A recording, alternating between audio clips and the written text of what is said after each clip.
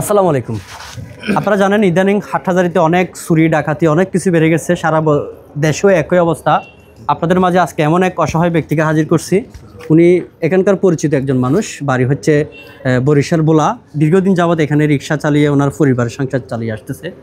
এখন ওনার মুখ থেকেই শুনবো ওনার রিক্সাটা কারা নিয়েছে, কখন নিয়েছে, সাথে কে ছিল, আপনার কাউকে সন্দেহ হয় কিনা। 11 মাইল কবির চেয়ারম্যান গাড়ার সামনের থেকে, জালাল শাহ মসজিদের থেকে। ওইখানে আমি ইফতারের সময় যখন শেষ টাইমে, তখন আমি গাড়িটা তালা মারলাম না, হিসাব করছি এখানে লাগবে না। তখন আমি দুম করে গাড়িটা রাখাই আমি শেষ টাইম ইফতার করতে গেলাম। ইফতার করতে গেছি, ইফতার করার পর নামাজ পড়ে আইসা দেখি আমার গাড়িটা নেই। তখন একজনে বলছে, এক ভিক্ষুক মহিলা বলছে যে কি গাড়ি নিয়ে গেছে এক লাল গেঞ্জি পরনের এক ছেলে, ওকে আমি ডাক দিই না, ও মনে করছি ওর গাড়ি নিয়ে যায়। তার একজন আবার মসজিদে ঢোকার সামনে পড়ছে, যেন ভাই এই টাইমে আপনার গাড়ি কার গাড়ি নিয়ে যান। কইতেছে যেন কি দেন ভাই আমার ইমার্জেন্সি কাজ আছে, আমি নামাজ পড়বো না, আমি গাড়ি নিয়ে যাইতে হবে, এটা আমার গাড়ি। আপনি রিক্সা চালায় দৈনিক কত টাকা ইনকাম করতেন? কত 500-700 1000। এখন আপনি কি করবেন? আপনার রিক্সা যেহেতু নাই। আমি খুব কষ্টে আছি, কিন্তু আমার বাবা ক্যান্সার রোগ, আমার বাবার প্রতিদিনিক মানে কম বেশি খরচ চালাইতে হয় ফ্যামিলিগত, তারপরে আমার নিজেরও শারীরিক অসুস্থ, আমার খুবই কষ্ট হবে কিন্তু গাড়িটা না পাইলে। এতক্ষণ আমরা জানলাম একজন অসহায় রিক্সা চালকের কাছ থেকে মর্মান্তিক বিষয়টা, আসলে হৃদয় বিদারক একটা ঘটনা। রুবেল ভাই, আপনি তো হাটহাজারী পৌরসভা শ্রমিক দলের একজন সভাপতি, এখানে দীর্ঘদিন যাবৎ দায়িত্ব পালন করে আসছেন। একজন রিক্সা চালকের পাশে আপনাদের এই মুহূর্তে দাঁড়ানো উচিত। ধন্যবাদ শাহেদ ভাই।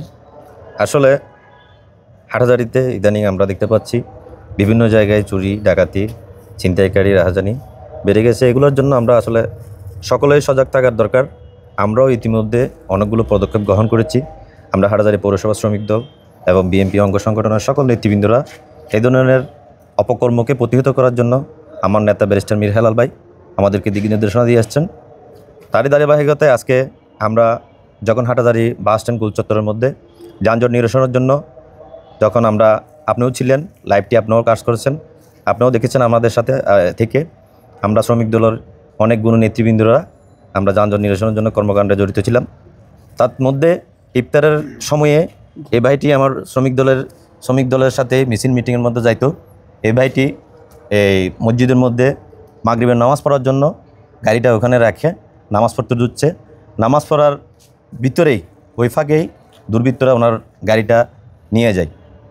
এটার একটা ভিডিও ফুটেজ আমাদের হাতে এসেছে।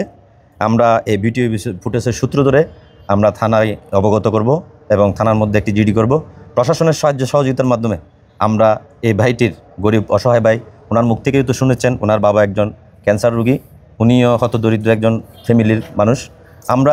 আমি আমার দর্শকবৃন্দরা যারা এই ভিডিওটি দেখতেছেন, যারা এই ভিডিওর মাধ্যমে সংযুক্ত রয়েছেন, আমি তাদের প্রতি দৃষ্টি আকর্ষণ করে বলতে চাই, আসলে এই ধরনের ঘটনায় আমরা মর্মাহত। আমরা চাইব আপনাদেরও সাহায্য সহযোগিতার প্রয়োজন আছে। আপনারা এই ভাইটির ভিডিও ফুটেজটি দেখে এই গাড়িটি যেখানে দেখেন একটু থানা একে ইনভলভ করলে, এবং আমাদের এই ভাইটির নম্বর দেওয়া হবে এই ভিডিওর মধ্যে, ওনার সাথে যোগাযোগ করে এই ভাইটির গাড়িটি উদ্ধার করার জন্য সকলের প্রতি একটু উদাত্ত আহ্বান জানাচ্ছি। নিরাপত্তাহীনতার যারা ভুগতেছে তারা যেন একেবারে নিরাপত্তার সহিত গাড়ি চালাইতে পারে, বা বিভিন্ন শ্রমিক যারা আছেন, শ্রমিক সংগঠনের সাথে জড়িত আছেন, তাদের নিরাপত্তার জন্য আপনাদের দলের পক্ষ থেকে কোনো সহযোগিতা আছে কিনা? অবশ্যই আমাদের দলের পক্ষ থেকে আমাদের আমাদের নেতা ব্যারিস্টার মীর হেলাল জননেতা, জননন্দিত নেতা, হাটহাজারী গণমানুষের বন্ধু, হাটহাজারী তৃণমূলের রাস্তাভাজন, আমাদের প্রাণপ্রিয় নেতা, উনি বারবার প্রত্যেকটি প্রোগ্রামের মধ্যে আমাদের দিক নির্দেশনা দেন, এবং এই হাটহাজারী জনসাধারণকে নিয়ে ওনার অনেকগুলো চিন্তাভাবনা রয়েছে। আমরা এই হাটহাজারীতে দুর্নীতিমুক্ত করার জন্য, স্বৈরাচার মুক্ত করার জন্য, এবং কি সকল ক্ষেত্রে সকল প্রতিষ্ঠানিককে আমরা আইনিভাবে সকল অপকর্মকে প্রতিহত করার জন্য আমরা সকলে অঙ্গীকারবদ্ধ রয়েছি। আমরা এই হাটহাজারীতে আইনের শাসন সুসংগঠিত করার জন্য, সকল অপকর্মকে প্রতিহত করার জন্য আমাদের নেতা দৃঢ় প্রত্যয় রয়েছে। আমার নেতা একটি কথাই বলে, এই হাটহাজারী হবে দুর্নীতিমুক্ত, সন্ত্রাসমুক্ত, চাঁদাবাজমুক্ত, সৌহার্দ্যের হাটহাজারী। এই হাটহাজারীকে আমরা সৌহার্দ্যের হাটহাজারী হিসেবে দেখতে চাই। সুশৃঙ্খলময় একটা হাটহাজারী গড়ার প্রত্যয় ব্যক্ত করতেছি উনি সবসময়। এখানে আমার সামনে উপস্থিত হাটহাজারী পৌরসভা 3 নং ওয়ার্ডের শ্রমিক দলের সম্মানিত সভাপতি, উনিও শ্রমিক অঙ্গনের একজন ব্যক্তিত্ব। উনি দীর্ঘদিন যাবৎ হাটহাজারী পৌরসভা রিক্সা চালক সমিতির সাধারণ সম্পাদকের দায়িত্ব পালন করতেছেন। ওনারও কিছু ভূমিকা আমরা ইতিমধ্যে দেখতেছি উনি বিষয়টা জানার সাথে সাথে আমাদেরকে ইনভলভ করেছে এবং কি আমার ভাইটিকে নিয়ে আমাদের এখানে উপস্থিত করেছে এবং এখনই আমরা থানায় যাব, একটি জিডি করব, জিডির মাধ্যমে আইনি সহায়তাও আমরা নিব, তার মাধ্যমেই আমরা এই ভাইটির রিক্সাটা উদ্ধার করার জন্য আমরা চেষ্টা করব। আমাদের হাটহাজারির জন্য এটা খুবই একটা লজ্জার বিষয়। ইতিপূর্বে এরকম ঘটনা খুব কমই হয়েছে। শেষ পর্যন্ত একটা রিক্সা চালকের রিক্সা নিয়ে যাওয়া আমার হাটহাজারি থেকে, এটা খুব দুঃখের বিষয়।